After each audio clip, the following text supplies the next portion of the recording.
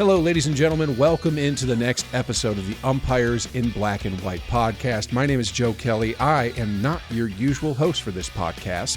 I am the producer, but I'm sitting down with your usual host, Mr. Jim Bettencourt. He has a very special announcement to make. Just to give you a quick background on Jim, he usually gives the bios on his guest. I'm going to give you one about him. Jim Bettencourt is a multifaceted figure in baseball, an experienced umpire, an accomplished author of authoritative rule books, a podcaster dedicated to umpire education, and an advocate for safer conditions for officials. His work has significantly contributed to the professional development of umpires and the overall quality of baseball games, from youth leagues to collegiate play. Without further ado, ladies and gentlemen, please join me in welcoming into his own podcast with his special announcement, Mr. Jim Bettencourt. All right, ladies and gentlemen, welcome to a very special edition of the Umpires in Black and White podcast. You may be unfamiliar with me. My name's Joe Kelly. I'm usually the producer of this show, but today we have a very special episode, so I'll be hosting. Our guest today is your usual host, Mr. Jim Bettencourt, and Jim has a very special announcement to make for this podcast, which is why I'm hosting. So, Jim, what is your announcement? Joe, thank you for that wonderful intro. My announcement is we are in the very initial stages of creating a coalition that has a mission that has been long overdue. We are creating a coalition. The name is Umpires Abuse Reduction Coalition. It's been needed for quite some time, and that's what we're here to discuss. And I'd like to give everybody a good idea what it's about, go over the areas that it's needed, and this is a great opportunity to do that. So what is the Umpire Abuse Reduction Coalition, and why are you starting this now? The impact of abuse to umpires has created a crisis in the number of umpires that are now available and working at the lower levels of baseball, from little league to high school, even in college. There is a demand for umpires. And the reason for that is the low numbers. The reason for the low numbers is the abuse at the lower levels that's being seen. It's become something that has gotten out of control. And the average age of an umpire today is 57. 30 years ago, it was in the 20s. And so this escalation of abuse, it needs to be addressed. And the other reason for a coalition to do it, it is so much of a problem and so expansive that not one agency, entity, association, corporation can address it alone. It's going to take a group effort, everybody to be involved to actually make a difference. You're starting the coalition, and you've already emailed the commissioner of MLB, correct? Rob Manfred, I think I'm saying that right? Yes, yeah, that's correct. What was in the email? Has he gotten back to you yet? And what do you hope to come from going straight to the top, if you will, by sending a direct message to the commissioner of MLB?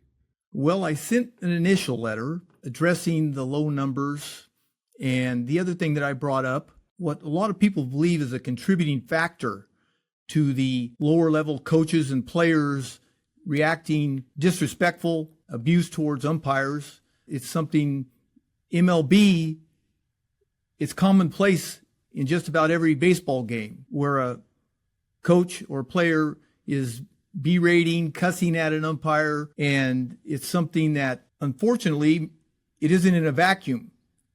There's millions of people watching those interactions, and a lot of them are younger players and coaches. And unfortunately, quite a few of them, not all, but quite a few, believe that that is an appropriate way to behave towards an umpire. And they're setting an example, a poor example. So I brought that up to Mr. Manfred too. And the other point I brought up to him was, I said, I don't know of any other occupation where somebody is working where other individuals can come up and yell and scream, make accusations, cuss at them, be disrespectful, and that's accepted. I even asked him how he would feel if that happened, trying to bring up the point that it's abuse. And in today's world, there's enough abuse going around. We don't need more.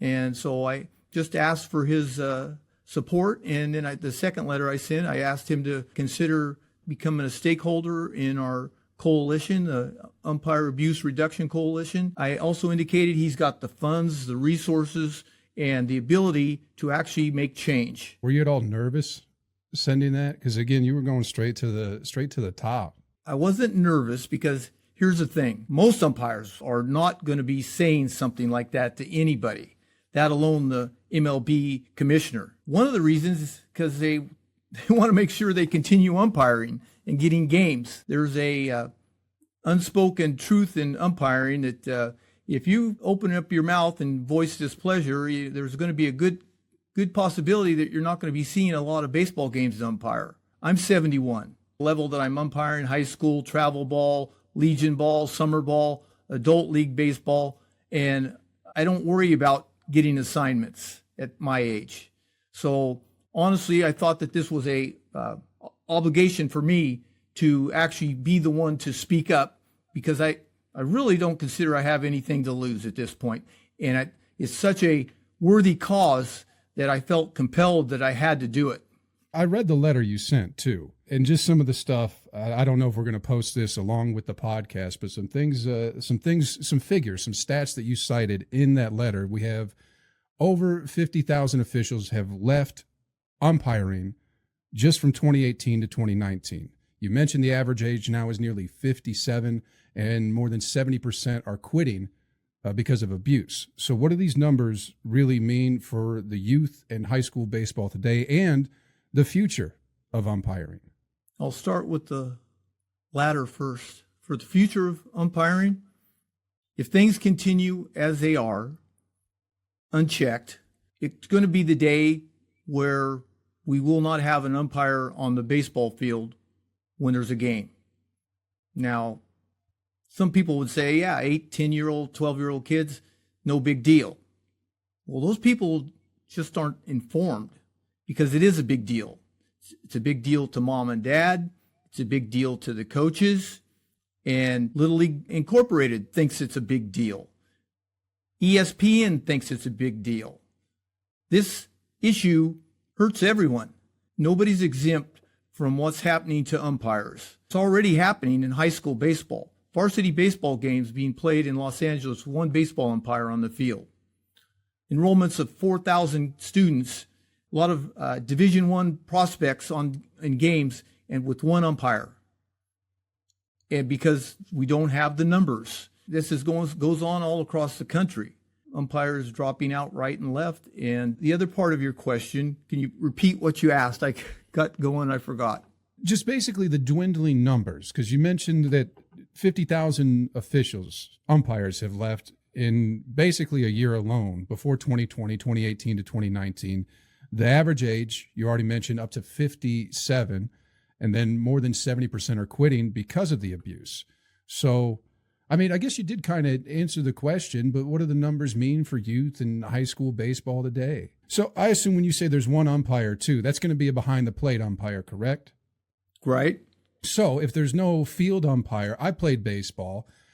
I know from behind, I even umpired some Little League. I know those calls from behind the plate when you're trying to get a call right at second, you don't have the best view of that. So is that possibly opening up the door to more abuse, more arguing, because you only have the one umpire and obviously you only have one set of eyes, so you can't necessarily see what's going on second base the best. Maybe first and third, you can kind of see the corners, but you really need an umpire in the field to get those calls right. No, you actually hit a valid point. That's exactly what happens. I worked a JV game down in the Bay Area by myself, solo, and game went along pretty good for 3 innings without any controversy. Sure enough, play at first base. I make my call. 2 parents standing behind the backstop come unglued, start yelling, screaming, making an issue directly at me. Call time. Got the coaches together, they got to go, or we're not doing this. So it's something that when you're working alone, it presents those kinds of problems. And then, like I said, take into consideration larger schools. This was enrollments, probably 2,000 students. It was a larger school. But again, it becomes difficult. Runner stealing, calls at second base. There's just basically, you're making a best guess as an umpire on a one-man crew. So that's one of the components that it's causing. And it's something that if it isn't addressed, it's going to, like I said, it's going to just continue to be worse. If younger kids are going to be screamed at by adults, possibly their friends' parents, what incentive do they have to even begin umpiring? That's the point. They don't. And that's why the numbers are down. It's something that it's such a degrading position to be in. No adult would want to be in it, that alone a young teenager. And so that's the big part of the problem. It's something that the reason why I've also been driven to this point, I've seen it firsthand. I've seen my partners pushed to the ground during baseball games.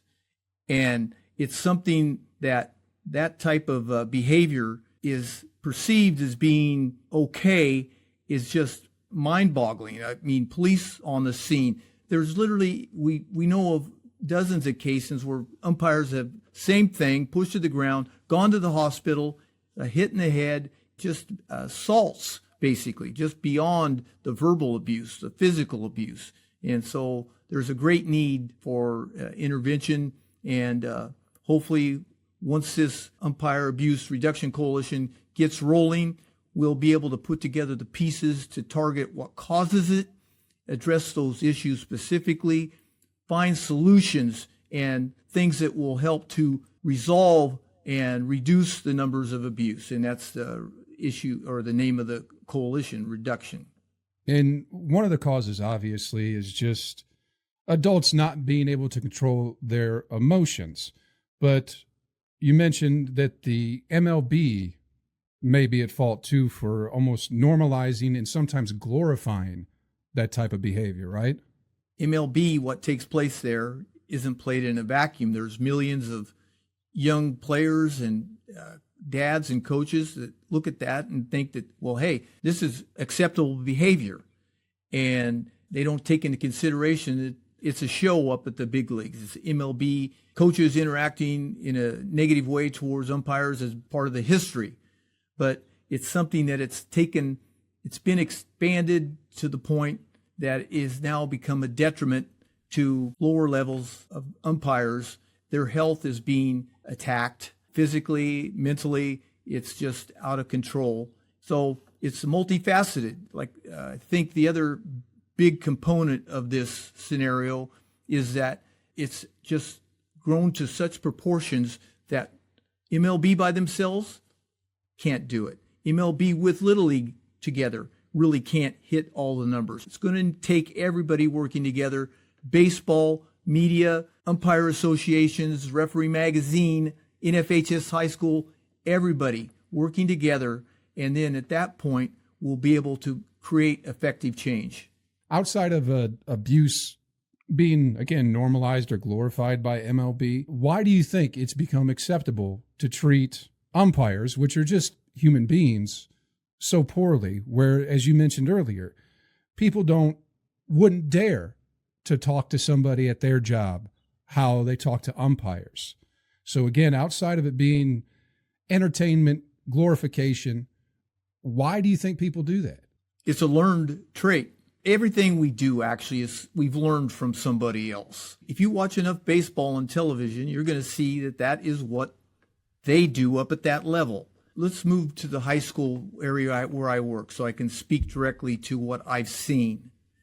I've seen coaches that believe they are coaching at a level up and above beyond where they're actually at. They're in a different world, and they think that there's going to be the World Series next week or the divisional playoffs, and every game is that intense.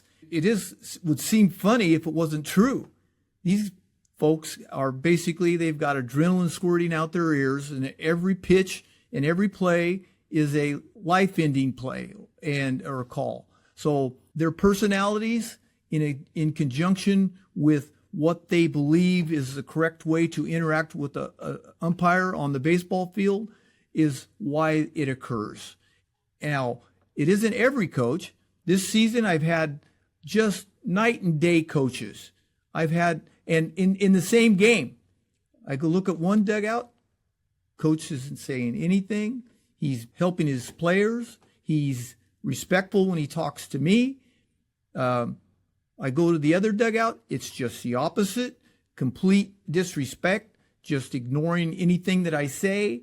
That particular coach, if I called his player out at second base, the player doesn't go to the dugout because he's been called out. He looks at the coach and raises his hands to say, like, well, what do I do, coach? Rather than understand that the umpire is the authority on the field and just leave the field and do what he's instructed, instead, he stands there. So I've seen both sides of it this year. And again, it doesn't have to be that way. So one coach is obviously knows something the other one doesn't. And it wasn't because he was winning he was behaving that way. He was that way throughout the whole game. He ended up winning the game. It was a close game. But win-lose doesn't matter. I would swear till my last breath that coach that behaved well did that the whole season with every game he had. So let's back up. Now let's go to the lower levels. Down at Little League, you've got two coaches. One coach believes the same mentality as the coach I described earlier. He thinks this is a big league. This game matters. Every pitch matters. And he's going to be watching every call we make, and his interactions with us and how he speaks, he immediately feels like we are the adversary. There's two games being played, the one against the opponent and the one against the umpire. And so when we interact, everything from that point is difficult. And that's something that, again, it's a learned trait. He had to learn that attitude and that thought process from somebody.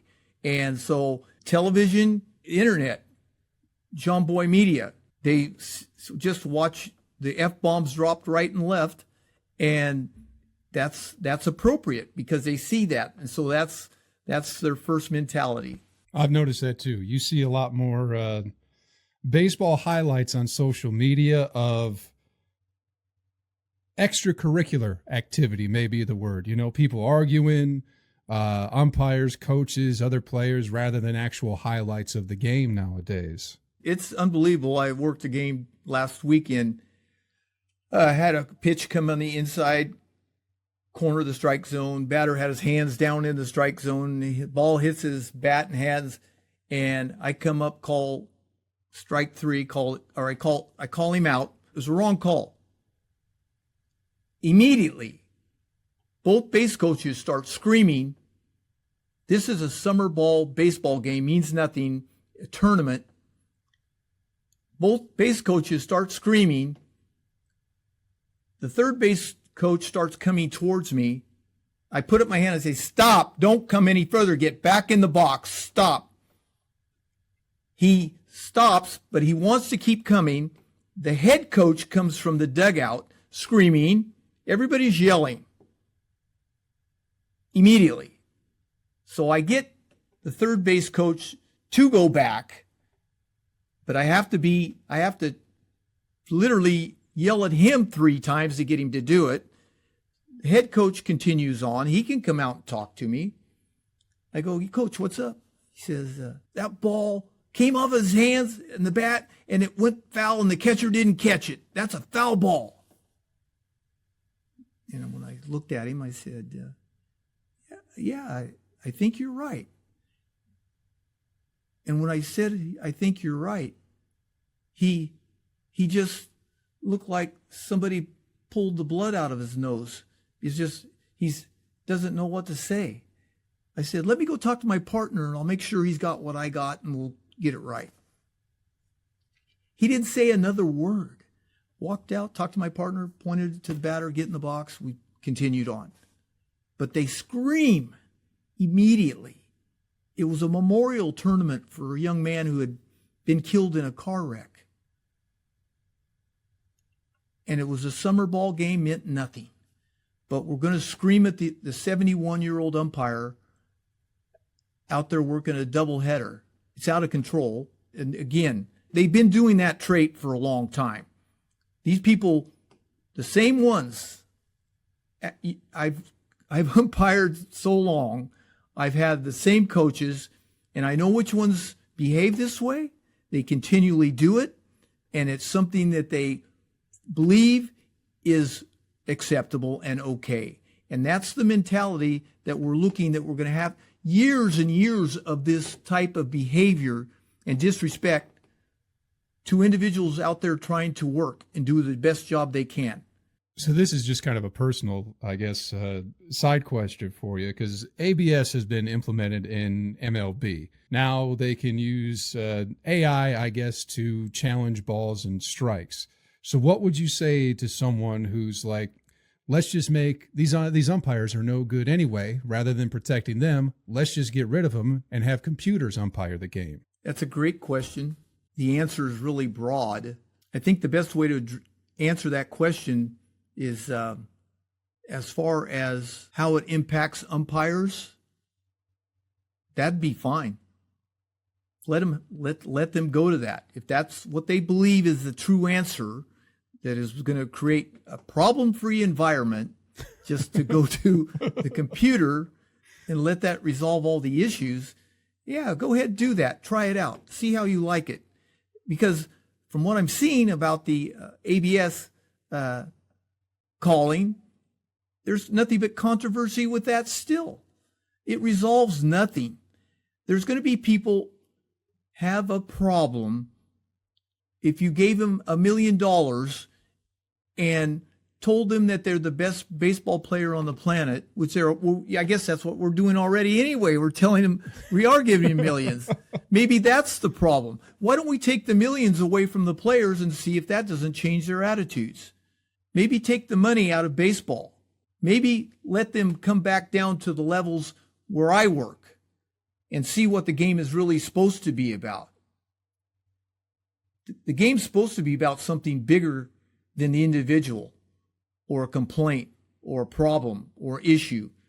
Good Lord, I watched a game the other night. The antics that the players were doing were embarrassing. They looked like something a third grader, and I don't mean to demean a third grader, but their behavior was childish, immature, disrespectful on national TV, and it's condoned. And it wasn't even about a controversial call. There was other things going on. And these players are so entitled that they can behave in that fashion. And as I said, when I discussed the fans and the young players watching the abuse, they watch that behavior and they emulate that same behavior. They are poisoning the game at the lower levels. They're no longer role models for the good of the game or to make the younger players strive to reach what they're doing and achieve a better level of baseball. What they're doing, they're empowering rude behavior and disrespect. And these are all issues that come into play regarding the bigger issue, umpire abuse. What's accepted at the professional level because of money, because of power, what's become accepted there is just put the game, in my opinion, in a downward track, and the interactions with umpires is just in the toilet because of it. Like you mentioned the money, and if you don't have views, you're not going to make any money. So it's almost like regardless of whether it's good behavior or bad behavior, as long as people are looking at something and the money keeps coming in, no one's going to care either way. It is definitely taking a priority over respect, decency, morality, has just basically left the game and left the field in a lot of cases because of that money. And putting asses in the seat, that takes priority over everything else. Now, that being said, is it all MLB's fault? Is it all MLB's responsibility to fix this problem and issue? No. In fact, if anything that we're saying aggravates or alienates anybody in Major League Baseball, my apologies. I am really sorry about that, because we need you. We need you to step up to the plate. We need you on board with this coalition so that we can heal this situation. And it's not going to happen without you, or actually it'll be less of an improvement. It's going to happen without you. I'll say that. It will happen, because we're going to make this happen. I don't care if we get 10 umpires from Sacramento to step on board, or from Pittsburgh, or anywhere in the country, 5 people get together. This coalition has started. We have a organization that I've reached out to. They have been very receptive to what we're doing and understand the problem, understand the coalition part of the component as a solution. And we're going to be meeting the first part of August to discuss the details. So again, back to MLB, please come on board. We'd love to have your support. In my letter, I stated to Mr. Manfred, he's got the money, he's got the resources to address this issue.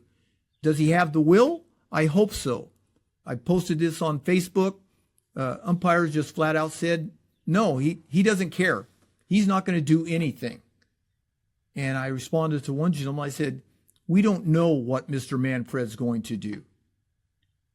Nobody knows until we ask. So we made the ask. It's out there. And we're going to continue to do that. We're going to continue to connect.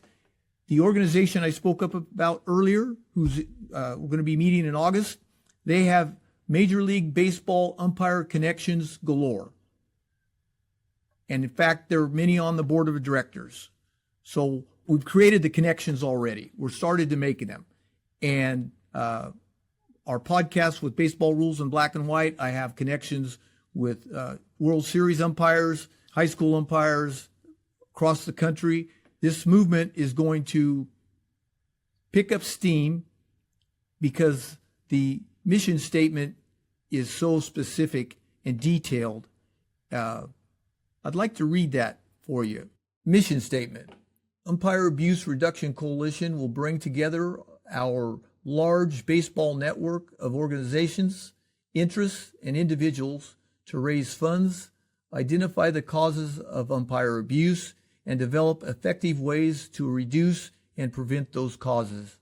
That mission statement is what we're going to follow.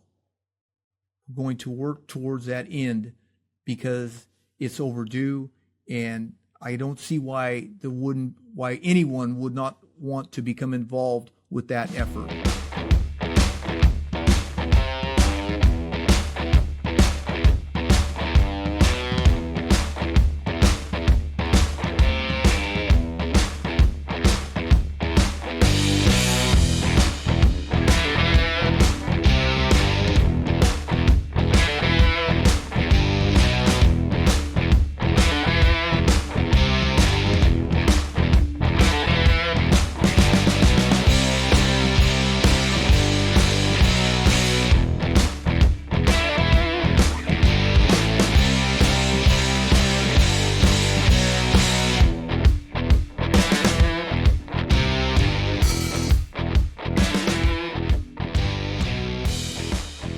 I think we kind of touched on some of the goals already of the Umpire Abuse Reduction Coalition, what it is. We definitely talked about the root causes of even why you're starting this, but how do you envision the Umpire Abuse Reduction Coalition operating? Obviously, you can't force people to change their behavior. So are we going to focus on education? Are we making policy changes? Are we going to set up training programs? Or what does it look like? Yes, and yes. It is going to be a concerted effort, a collaboration of ideas from the very beginning through the end of where we have created positive outcomes to where we see the positive outcomes from what we implement. Because, as I don't want to keep repeating it, but not one organization, but not one person can achieve what needs to be done. This has to be people coming together. The first group is going to be the core team, and I'm putting that together currently. It's going to be 3, 4, 5 core members who will take the project of the coalition and develop it. So then that core team will create action teams that will get groups together and isolate and target the triggers of the causes of umpire abuse. What are the areas that are actually specifically making those events take place? So they'll target the causes. Then another action group will target possible solutions, and everybody working together will isolate and make a game plan for addressing and using those elements to reduce the abuse.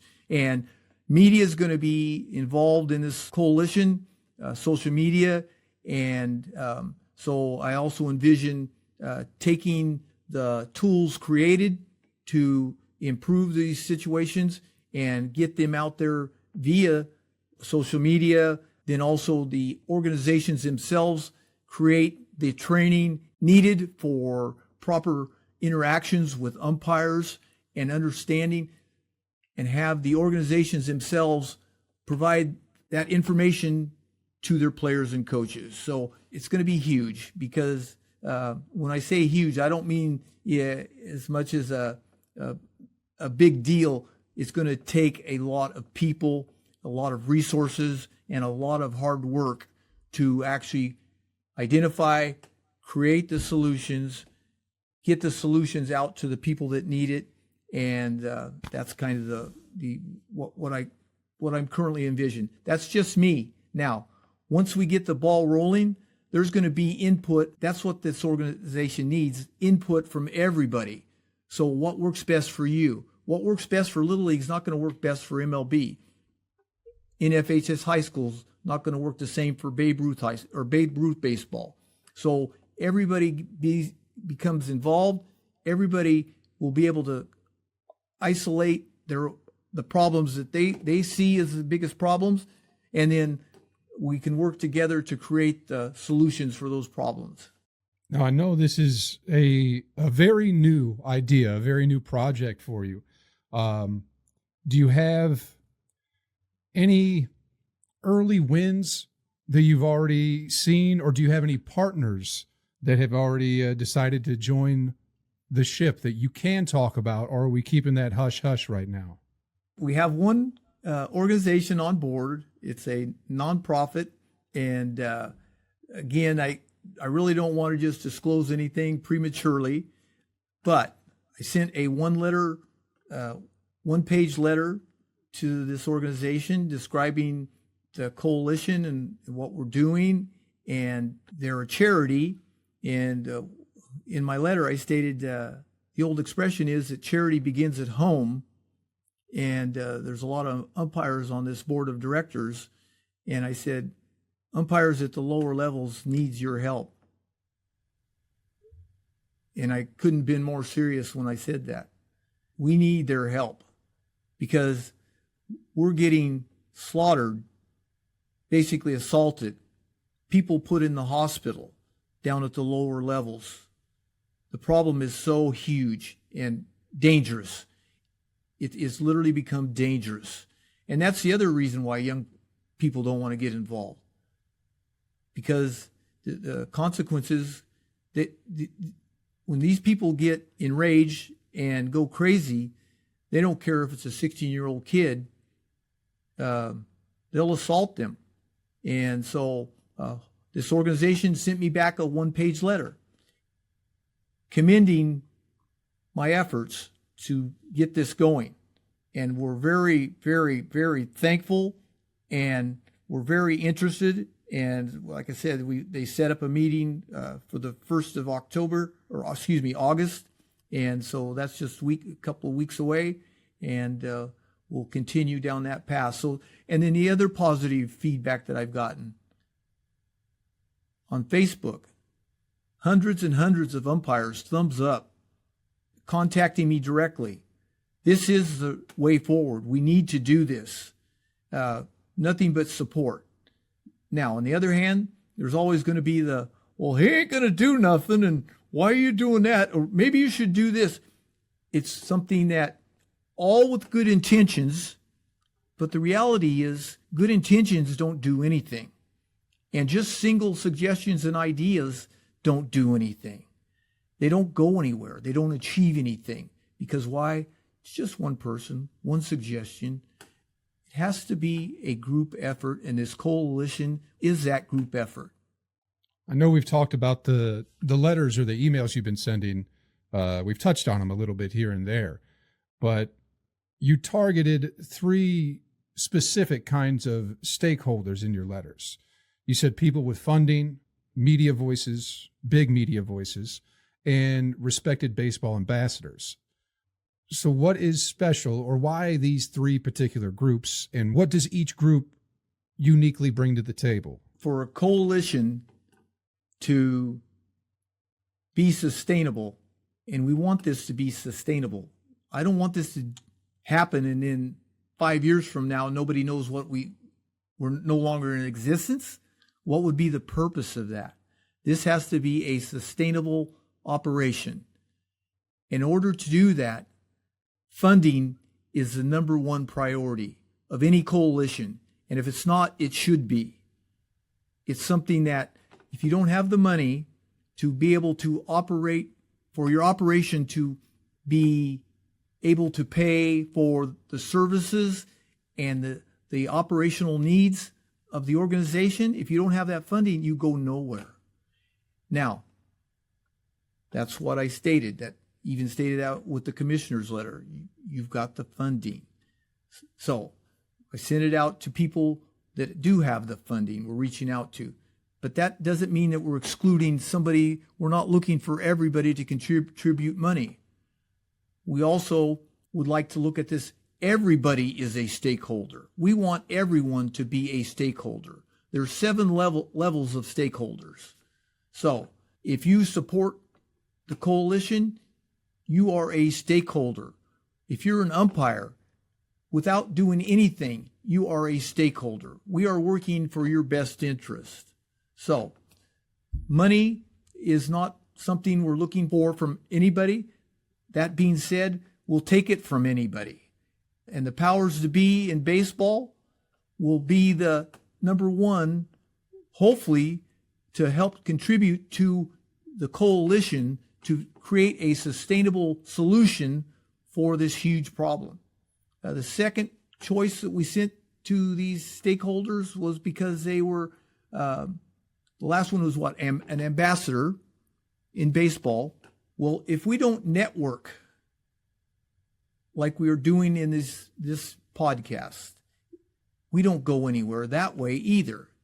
So if we don't have the money, we don't go nowhere. If we don't communicate and connect with ambassadors of baseball who can really make a difference and network and make this coalition an accepted, viable working organization, that is key for sustainability as well. So both those issues are driven because they are leading because of sustainability that they provide. The second thing that was listed, what was it, Joe? Remind me again, please. Media voices. Media voices. Which that one might speak for itself. You know, people with an audience, that's how you get the word out. Exactly. And so the media will empower and drive our cause. And so they will put a abuse reduction coalition. They can put that in front of everyone. And then they can also provide they can put it out there with solutions for training, education, and making people retrain how they feel about umpires. Let them know why it's wrong to interact with disrespect, with cussing, with being adversarial. Those things solve nothing in any situation. Let's remove baseball. if you got a problem or issue and you want to be adversarial, what does that solve? Nothing. You want to be disrespectful? What does that solve? Nothing. But yet, on the baseball field, the mentality is that's what we do. And so retraining individuals, how they think when they step on the field and interact with an umpire is something that that is one of be our key goals. And what kind of response, if you're looking for any, because I know, again, when you email the MLB commissioner, you're going straight to the top.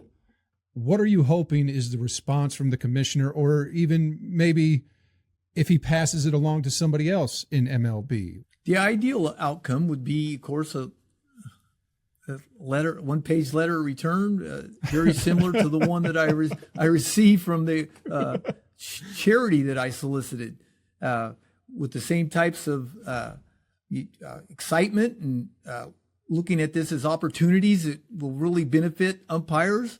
That would be ideal. Realistically, I see that letter as a seed, planting a seed. That's what it is. Will I get a reply letter? I'd be very surprised if I do. I'd be very, very pleased if I do, and surprised. But if I don't, the seed has been planted. It doesn't matter. It's like putting somebody on notice. This exists. We exist. And we're not going away. We'd love for you to join at any time, whether it's now or 6 months from now or 2 years from now. If you finally decide to come on board and participate with everybody else that's working to help make umpiring and baseball better, that's our goal, then that letter was worth every minute I spent putting it together. It isn't about the instantaneous gratification. That is the least of what I was looking for. What I was looking for to plant a seed. Because I know at some point that potential is there.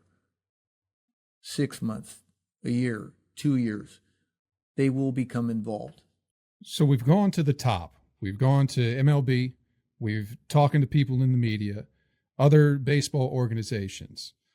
How can just regular, everyday umpires, coaches, parents, or maybe even players, little leaguers, get involved in the coalition? Right now, anytime they hear about Umpire Abuse Reduction Coalition, just the fact that they see it, just the fact that they give us a thumbs up on Facebook, just the fact that they take 30 seconds to watch a reel of this podcast, they are already participating and helping this coalition get stronger. Just by watching and listening at this point, they are becoming an active member and participating.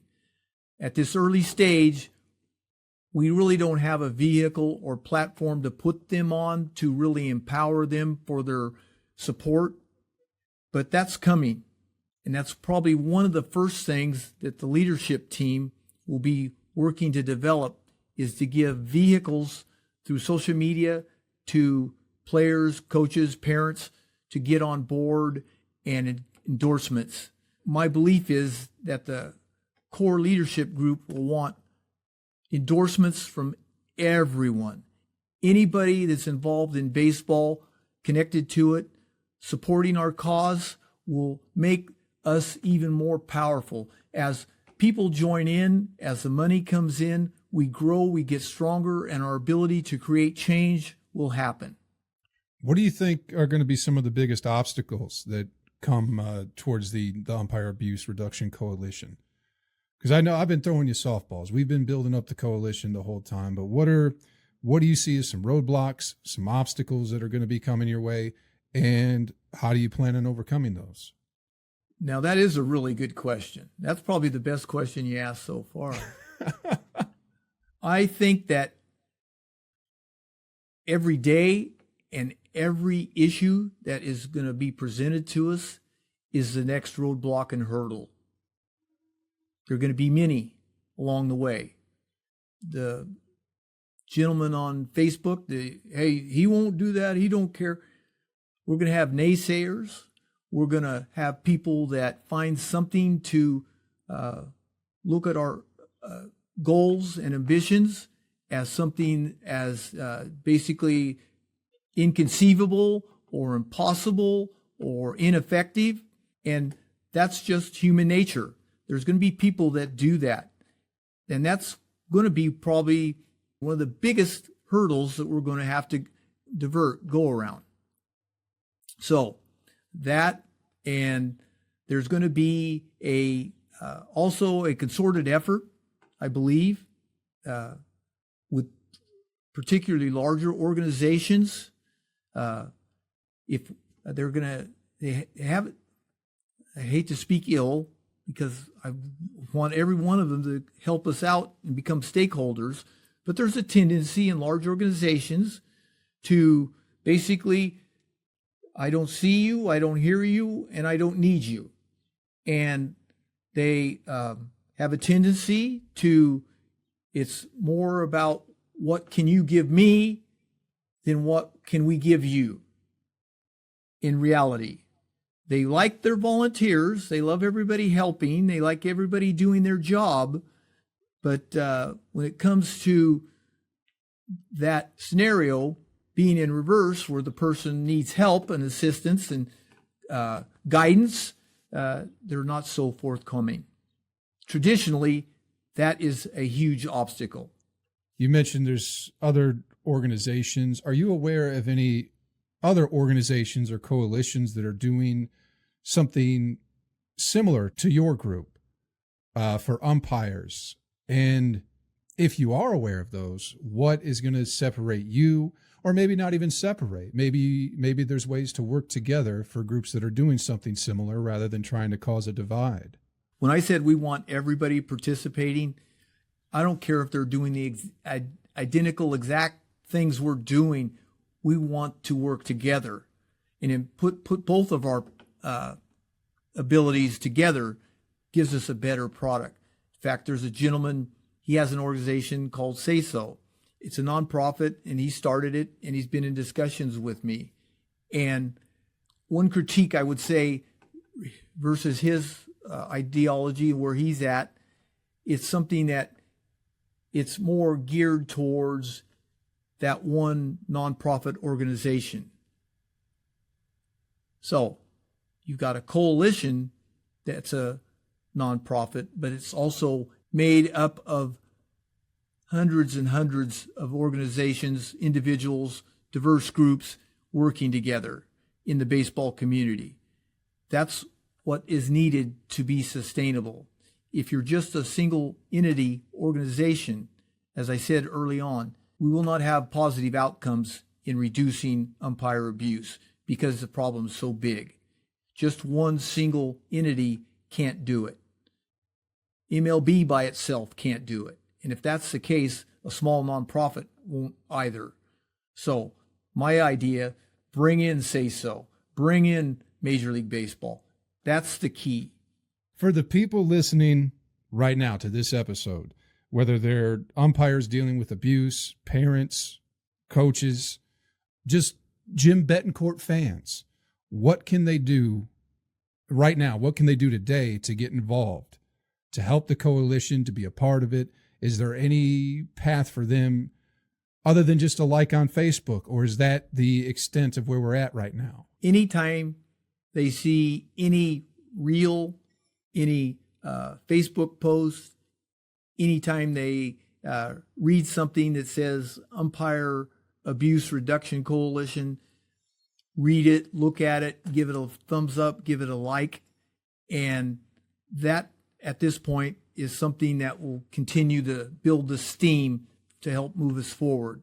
And it's something that, because we're really early stages, and that's the whole idea of this podcast today, is I'd like to keep that exposure out there and give everybody a better idea of what we're working towards. And It's something that the solutions aren't going to come tomorrow. I don't care what you're doing to address the issue.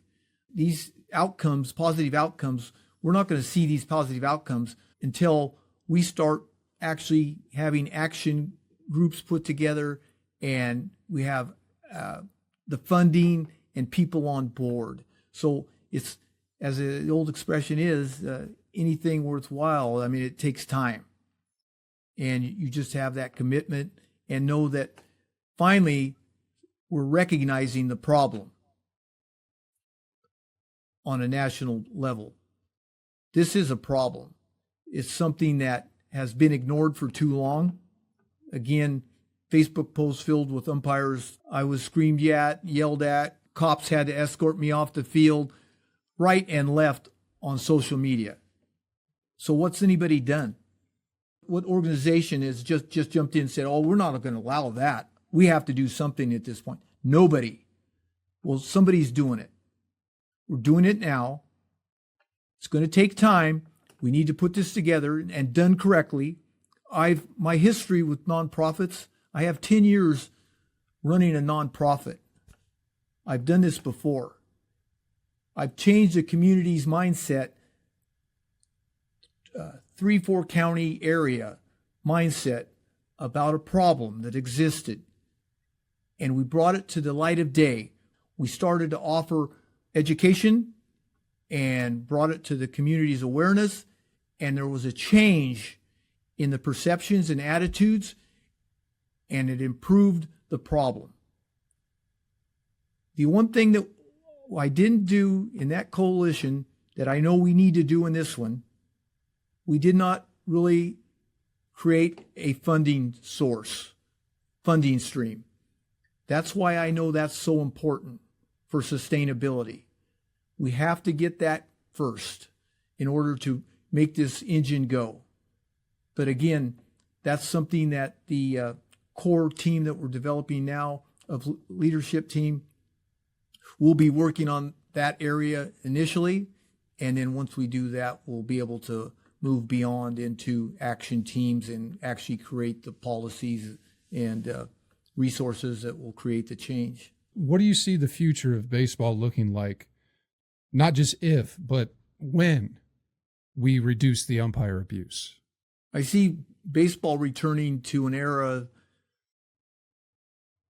of when I was a kid. When it was My fun. dad, yeah, it was fun.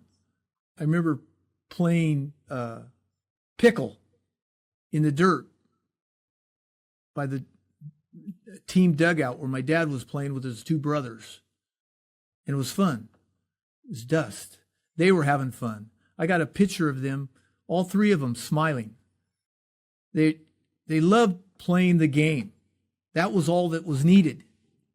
Life was difficult when they were brought up. Things were really challenging. Today, everybody's got it easy. And I think that's a big part of the problem too. People don't understand how good we have it now. Everybody's spoiled. Everybody wants instant gratification. Everybody wants it to be perfect.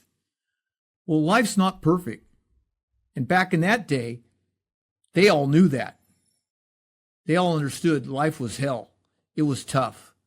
So when they could get on the baseball field and return to being a kid and playing the game, they were smiling. They weren't crying. They weren't yelling at anybody. They weren't blaming somebody else. They weren't being disrespectful to anybody else. They loved the game. And I think that that's something, hopefully, as we move forward in this, and we hopefully do have these positive outcomes, that's the kind of game that maybe we could get back to. Simpler times, and just kind of going off what you said as far as people being spoiled. I also think people have a really difficult time nowadays admitting fault or admitting that they might be wrong. Not that they are wrong, just the fact that they might be wrong. You know, everyone's kind of a narcissist in their own way. And, you take it out on some poor umpire instead of going, hey, maybe he was right and maybe I'm wrong here. But people just don't live in that world. And whether it's social media, just the times we're in, or again, just being spoiled. Being wrong is something that unfortunately, it's not seen as a lesson, as a learning lesson, to walk away and go, oh man, I'm looking at that at a whole different perspective now. I've actually gained knowledge because I was wrong. In fact, for me personally, honestly, the majority of the time that I've learned something was when I made the worst mistakes. And I learned the lesson really, really well. And usually seldom forgot it. And that is something, but today, if you're wrong, umpiring, there's the old adage in umpiring, it's like being a doctor. You're supposed to be, what is it? You're supposed to be perfect on day one and get better from there. And that's the mentality. And it just is crazy. In all honesty, as an umpire, my first days as being an umpire on the field, I had 3 million question marks in the back of my mind running around, what do I do? And every umpire that's ever stepped on the field for the first time has that same feeling. And I think that one sensation would be well served for players and coaches to have that experience. They would immediately realize the ignorance that they present on the field at times. A portion of them, a significant portion of them. Yeah, not all of them, of course not. Not all of them. Do you have any final message to either Commissioner Manfred or just potential stakeholders? Please come on board. When we, like I said, support our cause. Some of the ways to get information, you can go on our website. It's my app's website. I have a podcast, a blog on there, and I'm posting about the Umpire Abuse Reduction Coalition on there.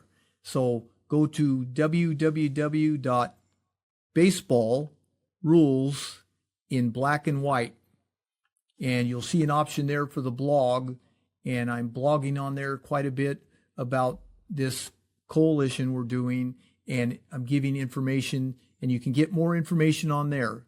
So again, if you want to learn more, go to baseballrulesinblackandwhite.com and then click on the blog, and you'll be able to see the information about the coalition. Also, we have our podcast links are on there as well. And I had a guest not too long ago that you helped me interview, Jack Ojo. He's a ex-minor league umpire. And we discussed this very topic about disrespect to umpires. And he expressed some really knowledgeable, wise bits of information that will also drive home what we're trying to do and the underlying problem. Another guest that we interviewed earlier on the podcast, Billy Hayes, two-time NCAA College World Series umpire. He's actually assigning now a lot of travel ball across the country. And he voiced his concern about high school baseball and the level of abuse there as well. So for a final word and request, please, NFH High School, Major League Baseball, NCAA College Baseball, Little League Baseball, Babe Ruth Baseball, Referee Magazine, National Association of Sports Officials. We need your involvement and support. We umpires need help. We need you to give back to us and help us fix this huge problem. And a lot of these organizations know fully well that they exist. Help us create the resources to educate and inform parents, coaches of these issues so that this problem can be improved. You can help us make outcomes possible. Perfect. Well, Jim, thanks for letting me do this. I know we've been working together for a couple months, and I admire your passion, your gusto. You're willing to take a chance and try something new. So thanks for letting me do this. And it's been fun working with you, man. Joe, thank you very much. I back at you, brother.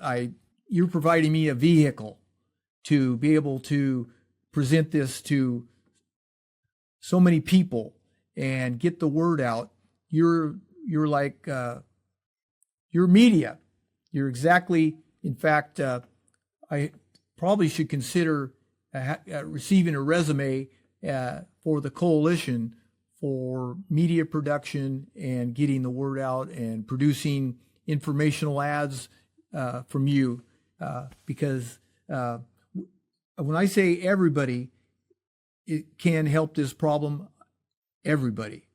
And thank you again for doing this. I really appreciate it. Absolutely, man. I'll do everything I can to help you.